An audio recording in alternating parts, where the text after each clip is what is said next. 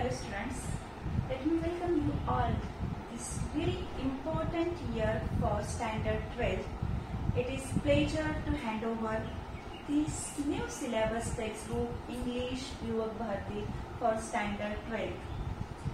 Students, now today we are going to begin a new poem, The Inchcape Rock. Inchcape Rock. It's written by Robert Southey. The poem is very big. Total 17 stanzas are there. But I'll try to finish a single video. But I gave you minute, detail, each and every descriptions about the poem. Robert Southey is a famous poet for his ballad. Okay, all of you know that ballads means a kind of poem. Some praises somebody, or especially our special hero. For example, Shivaji Maharaj. Means in Marathi we call it a povada. Okay, all of you know that the povada. Correct. In this ballad, there are struggle between two things. Means two qualities. Just of our virtues and evil. And in this poem, the poet expresses there is a poetic justice. If you do good, good will happen with you. If you do bad, bad will happen to you. Mostly, Southey's poem, our poet is Robert Southey. In its 14th century, mostly Southey's poem has a supernatural element, we discuss the supernatural element in this Inchcape Rock. Okay, first of all, we listen the poem. Okay, first of all, carefully listen. Everyone, carefully listen to the poem. The Inchcape Rock by Robert Southey. No stir in the air, no stir in the sea. The ship was still as she could be. Her sails from heaven received no motion. Her keel was steady in the ocean. Without either sign or sound of their shock, the waves flowed over the Inchcape Rock. So little they rose, so little they fell. They did not move the Inchcape Bell. The abbot of Aberbrothock had placed that bell on the Inchcape Rock. On a buoy in the storm it floated and swung, and over the waves its warning rung. When the rock was hid by the surge's swell, the mariners heard the warning bell, and then they knew the perilous rock, and blessed the abbot of Aberbrothock. The sun in the heaven was shining gay. All things were joyful on that day. The seabirds screamed as they wheeled round, and there was joyance in their sound. The buoy of the Inchcape Bell was seen, a darker speck on the ocean green. Sir Ralph the Rover walked his deck, and fixed his eye on the darker speck. He felt the cheering power of spring. It made him whistle, it made him sing. His heart was mirthful to excess, but the rover's mirth was wickedness. His eye was on the Inchcape float. Quoth he, "My men, put out the boat, and row me to the Inchcape Rock, and I'll plague the abbot of Aberbrothock." The boat is lowered, the boatmen row, and to the Inchcape Rock they go. Sir Ralph bent over from the boat, and he cut the bell from the Inchcape float. Down sank the bell with a gurgling sound. The bubbles rose and burst around. Quoth Sir Ralph, "The next who comes to the rock won't bless the abbot of Aberbrothock." Sir Ralph the Rover sailed away. He scoured the seas for many a day. And now grown rich with plundered store, he steers his course for Scotland's shore. So thick a haze o'erspreads the sky, they cannot see the sun on high. The wind hath blown a gale all day. At evening it had died away. On the deck the rover takes his stand. So dark it is, they see no land. Quoth Sir Ralph, "It will be lighter soon, for there is the dawn of the rising moon." "Canst hear," said one, "the breakers roar? For methinks we should be near the shore. Now, where we are I cannot tell, but I wish we could hear the Inchcape Bell." They hear no sound. The swell is strong. Though the wind hath fallen, they drift along, till the vessel strikes with a shivering shock. "Oh Christ! It's the Inchcape Rock!" Sir Ralph the Rover tore his hair. He cursed himself in his despair. The waves rush in on every side. The ship is sinking beneath the tide. But even in his dying fear, one dreadful sound could the rover hear. A sound as if, with the Inchcape Bell, the devil below was ringing his knell. Student, first of all, we'll start our poem. Everybody have a textbook. Our textbook is compulsory in our lecture, otherwise you nothing understand anything. So, page number, open the textbook, page number 104, our new poem, Inchcape Rock. Okay, first of all, Inchcape Rock, it's a name of a rock. Means हे एक खडकाचे नाव आहे. खडक की जो as a surface of water level, की जो खडक आहे तो पाण्याच्या सरफेस पर्यंत असणारा हा इंचकेप रॉक. आणि याचं लोकेशन जे सांगितलेलं आहे पोएटनी, हे लोकेशन आहे 18 kilometre from east coast Scotland. अशा पद्धतीने आपण फर्स्ट स्टँजा स्टार्ट करत आहोत की ज्या पद्धतीने हा इंचकेप रॉक, हा जो खडक आहे, हा खडक आणि त्याच्याशी रिलेटेड असणारी जी स्टोरी आहे ती रॉबर्ट साउथी यांनी या ठिकाणी एक्सप्रेस केलेली आहे. की जसं आपल्याला तुमच्यापैकी भरपूर जणांनी किंवा सर्वांनीच बघितलेलं असेल, टायटॅनिक ही फिल्म बघितलेली असेल, की ज्या टायटॅनिक फिल्ममध्ये काय झालं होतं की जसं टायटॅनिक शिप हे आईसबर्गला धडकून गेलं होतं किंवा त्या ठिकाणी घासून गेलं होतं, तर ते घासल्या गेल्यामुळे काय झालं की टायटॅनिक एवढं प्रचंड असणारं शिप बुडून गेलं. आणि अशाच पद्धतीने आता त्याचे आपल्याला रिसर्च किंवा सर्चिंग मध्ये जे जे बाहेर आलं की त्याचा स्पीड जास्त होता किंवा आईसबर्गला ते धडकलं गेल्यामुळे. आईसबर्ग म्हणजे मला आईसबर्ग मीन्स अ हिमनग, आणि हे हिमनगाचा आकार किती असतो, जवळजवळ एखादं गाव इथपर्यंत असू शकतो. तसंच पद्धतीने हा रॉक होता. पण हे काय व्हायचं की या ठिकाणी हा रॉक जेव्हा त्याची जी हाईट होती, जे सरफेस होतं, की जे सरफेस लेवल जे आहे ते सरफेस लेवल हे पाण्याच्या लेवलमुळे असल्यामुळे येणारे शिप असतील, जे समुद्र व्यापारी असेल, मासेमारी करणारे असेल किंवा खलाशी असेल, त्यांना त्या ठिकाणी ते खडक लक्षात येत नव्हता. तर त्यामुळे काय होऊन जायचं की जे येणारे जे शिप आहे किंवा ज्या होड्या असतील त्या डायरेक्टली येऊन खडकावर आदळायच्या. मग त्यामुळे खूप मोठा ऍक्सिडेंट होऊ शकतो. आणि हे टाळण्यासाठी हा इंचकेप रॉक जो होता की त्यावर एक बेल्ट बसवण्यात आली होती. म्हणजे लोकेशन तुमच्या लक्षात आलं असेल की हे नोटोरियस रीफ आहे. नोटोरियस रीफ असं, नोटोरियसचं मिनिंग काय की एक फसवा, की जो तो लांबून तर बिलकुल दिसत नाही पण जवळ गेल्यावर तो पाण्याच्या सरफेसमुळे असल्यामुळे की त्यावर शिप आदळले जायचे व ते पाण्यात बुडून जायचे. मग एवढा मोठा ऍक्सिडेंट टाळण्यासाठी आपल्या या ठिकाणी असणारे जे कॅरेक्टर्स आहेत की जे आपण पुढे पोएम मध्ये बघणार आहोत की त्यांनी कशा पद्धतीने काय काय केलं. Okay, let us see the first stanza.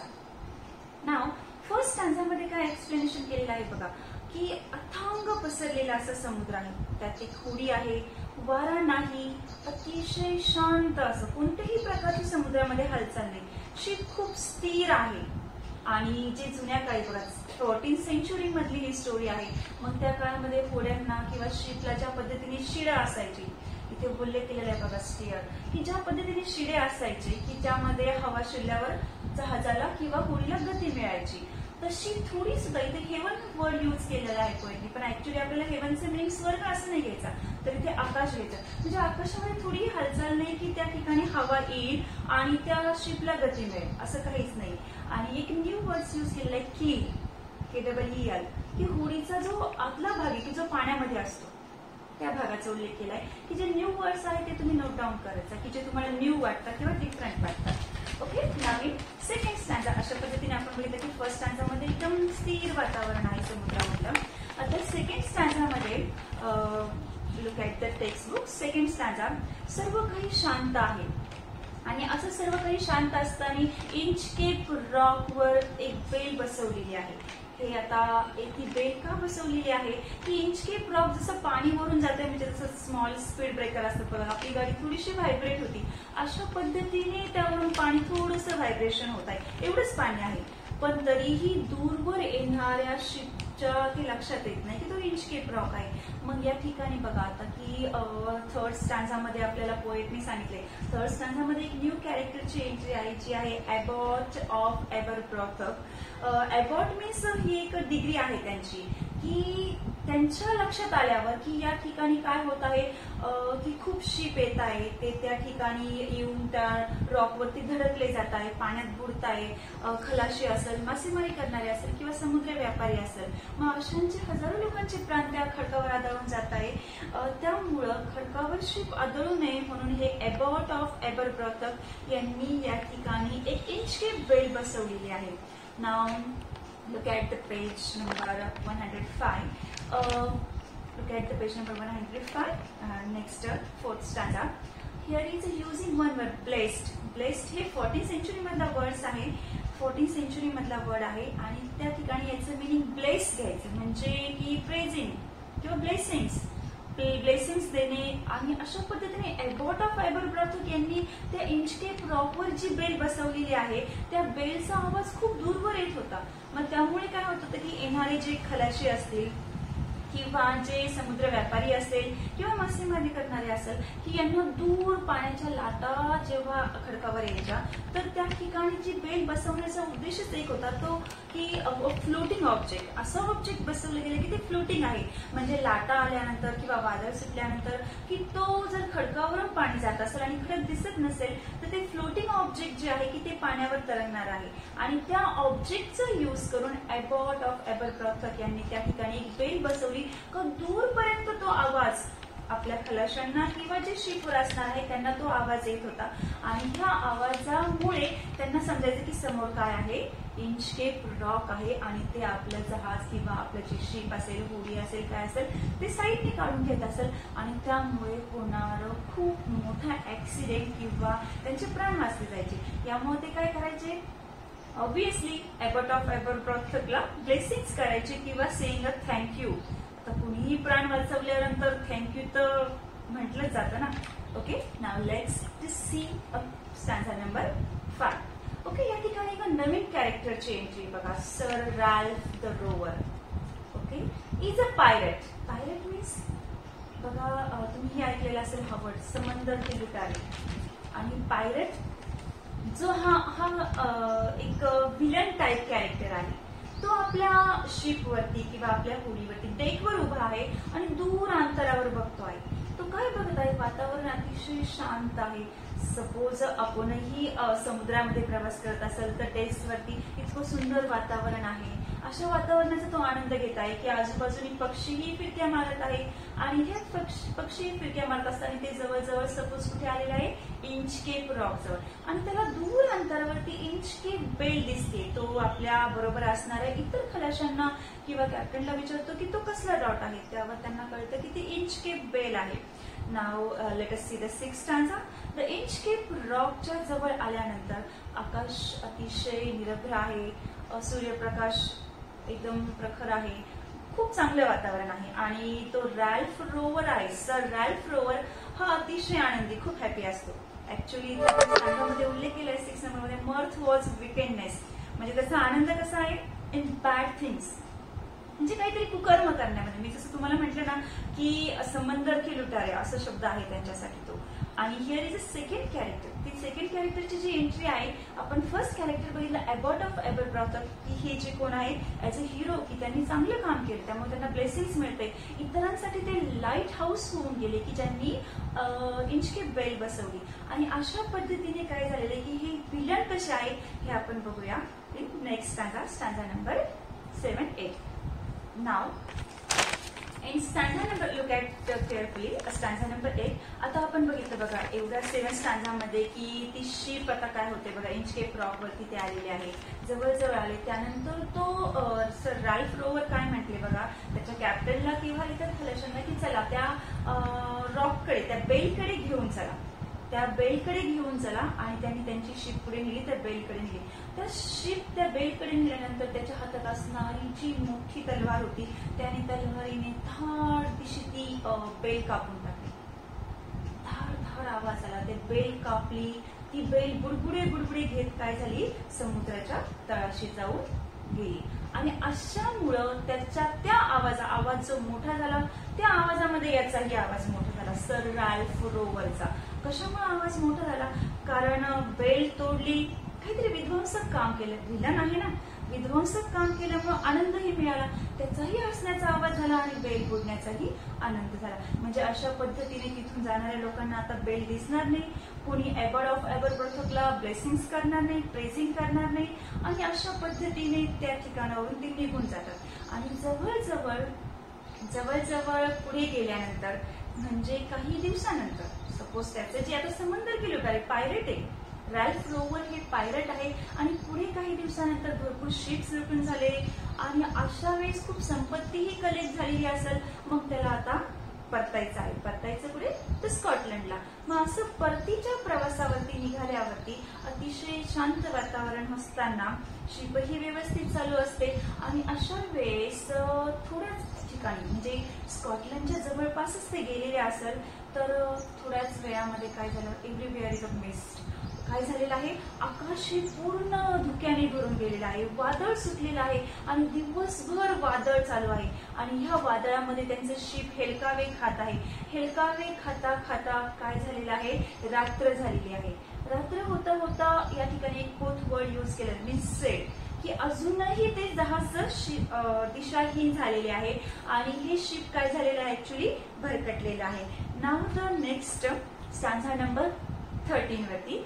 आता या ठिकाणी बघा त्यांचं शिप भरकटलेलं आहे आणि भरकटलेलं शिप असतानाही तो काय म्हणतो अंधाराकडे बघून की आता काय होईल, आता चंद्र उगवेल आणि प्रकाश होईल. इतरांनाही माहीत नसतं, शिपवर बरेच लोक असतात, इतरांनाही माहीत नाही की आपल्या सर राल्फ रोवरने काय केलेलं आहे, त्या इंचकेप रॉकवरची बेल तोडून टाकलेली आहे. तर त्याच्याबरोबर असणारे इतर कॅप्टन्स असेल किंवा खलाशी असेल तर ते काय म्हणताय की आता आपल्याला इंचकेप रॉकवर असणाऱ्या बेलचा आवाज यायला हवा, कारण त्यांना अंदाज येतो की आपण कुठपर्यंत आलेलो आहोत, स्कॉटलंडच्या जवळपास आलो.